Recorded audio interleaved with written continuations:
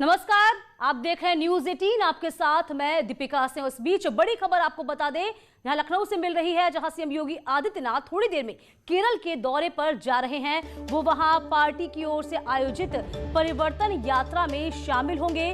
BJP Kerala विधानसभा चुनाव में हिंदुत्व को प्रमुख चुनावी मुद्दा बनाना चाहती है और पार्टी को ये उम्मीद है कि फायर ब्रांड हिंदूवादी नेता की योगी की जो इमेज है उसे विधानसभा चुनाव में लाभ मिल सकता है। इसीलिए समय समय पर योगी को केरल में प्रचार के लिए भेजा जा रहा है। तो तस्वीरें हम आपको दिखा रहे हैं, तस्वीरों के जरिए जरा समझिए। बीजेपी की परिवर्तन यात्रा बेहद महत्वपूर्ण, और इस परिवर्तन यात्रा के दौरान आज सीएम योगी आदित्यनाथ शिरकत करेंगे और थोड़ी ही देर में केरल के दौरे पर वो वहां जाएंगे। तो योगी के पोस्टर किस तरीके से केरल में इस वक्त चस्पा है, तस्वीरें हम आपको दिखा रहे हैं। योगी का दौरा कई मायनों में महत्वपूर्ण है, क्योंकि जिस तरीके से विधानसभा चुनाव पश्चिम बंगाल में होने वाले हैं, बीजेपी हिंदुत्ववादी छवि को लेकर बेहद सक्रिय, और योगी आदित्यनाथ जो कि फायर ब्रांड नेता हैं, प्रचारक हैं बीजेपी को, और समय समय पर योगी आदित्यनाथ केरल में प्रचार के लिए जाते हैं। और इस दौरान आपको बता दें कि पार्टी की ओर से जो आयोजित परिवर्तन यात्रा है उसमें आज योगी आदित्यनाथ शिरकत करने वाले हैं। बीजेपी केरल विधानसभा चुनाव में हिंदुत्व को प्रमुख चुनावी मुद्दा बनाना चाहती है। तस्वीरें हम आपको दिखा रहे हैं।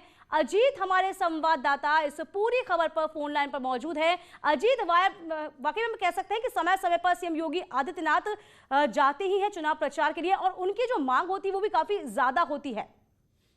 देखिए, बिल्कुल वामपंथ के गढ़ में योगी का जय श्री राम, इस बात को लेकर मुख्यमंत्री ने खुद ट्वीट किया और कहा, नमस्कार केरल, जगत गुरु शंकराचार्य और नारायण गुरु की धरती पर आज नमन है और सौभाग्य प्राप्त हो रहा है। तो मुख्यमंत्री योगी आदित्यनाथ चूंकि ब्रांड हिंदुत्व है दीपिका, लिहाजा लगातार चाहे आप बंगाल की बात करो या फिर तेलंगाना की बात करें, उड़ीसा की बात करें, महाराष्ट्र, बिहार की बात करें, मुख्यमंत्री योगी आदित्यनाथ का जो जीत का स्ट्राइक रेट रहा वो 70% से ऊपर रहा है। लिहाजा बीजेपी इस बात को बखूबी समझती है कि किस तरह मुख्यमंत्री योगी आदित्यनाथ का इस्तेमाल करना है। और आपने देखा होगा कि हैदराबाद जब सीएम गए थे नगर निकाय के चुनाव में, तो उन्होंने कहा हम इसका नाम बदलकर भाग्यनगर कर देंगे।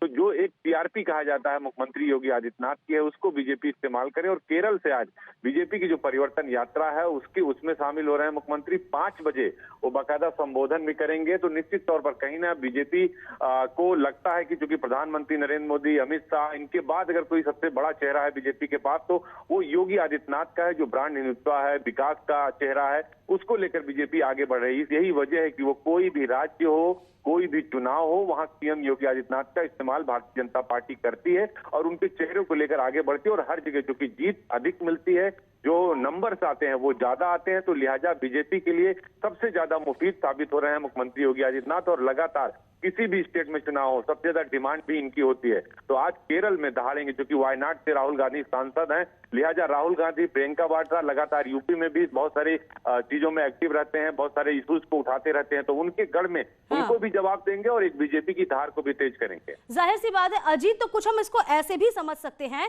कि जो पार्टी है वो केरल के चुनाव में अब उनका जो चेहरा है, हिंदुत्ववादी जो चेहरा, उसे आगे रखना चाहती है, जैसे कि हिंदू वोट जो है उनको एक रखा जा सके।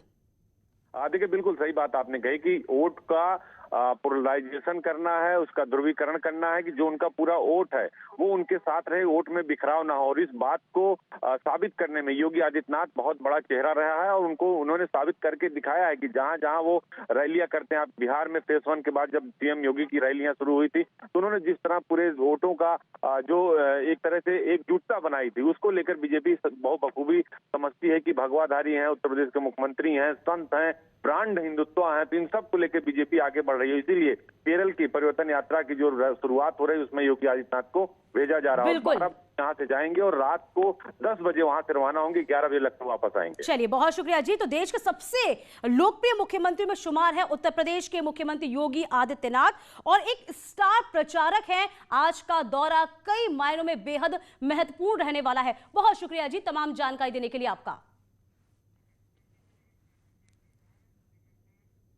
इधर कानपुर देहात में खाद्य विभाग के एक सीनियर मार्केटिंग इंस्पेक्टर का घूस मांगता हुआ एक वीडियो सामने आया है। वीडियो में इंस्पेक्टर किसान से क्रय केंद्र में 20 रुपए की जगह हर क्विंटल पर 150 रुपए की डिमांड करता दिखाई दे रहा है। जबकि सरकार के मुताबिक फीस सिर्फ 20 रुपए की ही है। उसके बावजूद 20 की जगह 150 रुपए की मांग की गई। भोगनीपुर सरकारी खरीद केंद्र में एसएमआई राजेश कुमार घूस मांगते हुए कैमरे में कैद हो गए हैं और वीडियो के सामने आने के बाद वरिष्ठ अधिकारियों ने मामले की जांच के आदेश भी दिए हैं। तो फिलहाल हम तस्वीर आपको दिखा रहे हैं किस तरीके से किसानों से घूस मांगी जा रही है।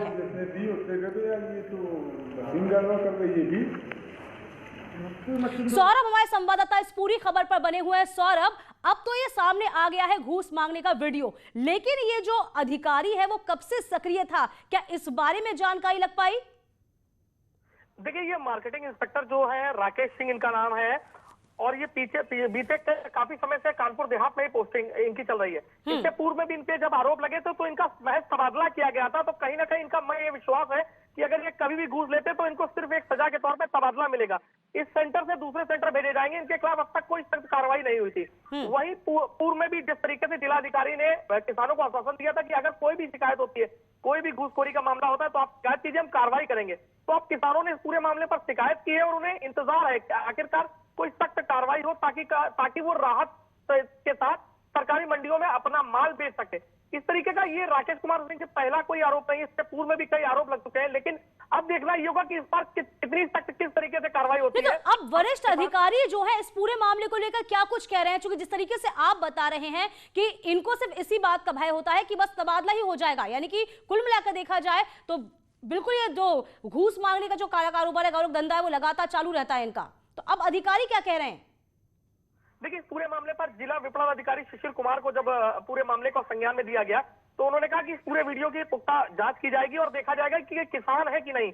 उनका बयान भी अजीबोगरीब था। उनका कहना था कि अगर एक किसान है तो गलत है, लेकिन अगर ये बिचौलिया है तो इससे पैसा मांगा जा रहा है तो ये एक प्रक्रिया है। उन्होंने इसको, जबकि ये पूरी तरीके से घूस है, किसी भी तरीके से घूस नहीं लेनी चाहिए, तो उनका भी बड़ा अजीबोगरीब बयान था। बाद में इस पूरे मामले पर जब जिलाधिकारी को संज्ञान में दिया गया तो जिलाधिकारी ने कहा कि जी हाँ, ये वीडियो जो है इसमें संज्ञान में लिया जा रहा है और इस पे सख्त कार्रवाई की जाएगी। इस पूरी खबर पर आप नजर बनाए रखिएगा। तमाम जानकारी हम आपसे लेते रहेंगे, दर्शकों तक पहुंचाते रहेंगे। फिलहाल जो खबर हम आपको दिखा रहे हैं वो कानपुर देहात की, जहां घूस लेता हुआ जो इंस्पेक्टर है वह कैमरे में कैद हुआ है। 150 रुपए की घूस ले रहा था, 20 रुपए इसका रेट था, 20 रुपए ही किसानों से लेने थे। लेकिन अब अधिकारी जो है मामले में जांच की बात कह रहे हैं।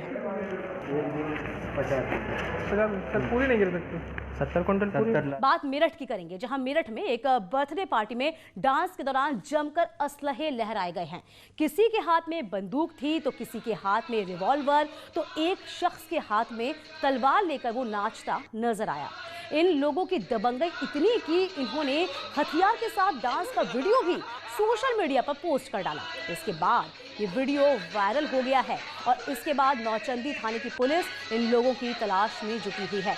बताया जा रहा है कि ये वीडियो मेरठ के नौचंदी थाना इलाके के सेंट्रल मार्केट का है, जहां एक बर्थडे पार्टी के सेलिब्रेशन के दौरान का ये वीडियो बताया जा रहा है।